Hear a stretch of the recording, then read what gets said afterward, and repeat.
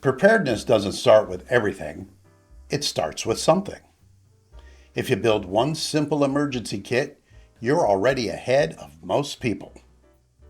Yeah, okay, I got this. Flashlight, chips, and a six-pack. I'm prepared. You just described a bad situation, Sonny. Do we need snacks? Yes, but not just snacks. A basic emergency kit covers three things: light, water, and communication. Light, so you can see when the power is out.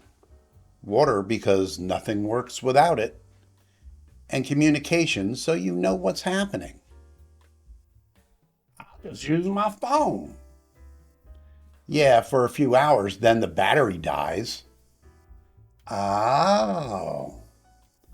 So you add a few essentials: a flashlight or lantern, extra batteries, a phone charger or power bank, bottled water, basic food, and a weather radio. This is starting to sound expensive. It isn't. You build it over time. One item today, another next week, and suddenly you're ready. So we don't have to do everything at once? Exactly. Preparedness isn't about panic. It's about small decisions made early. I'm still bringing the snacks. That part is acceptable. If this video helped, give us a like and subscribe.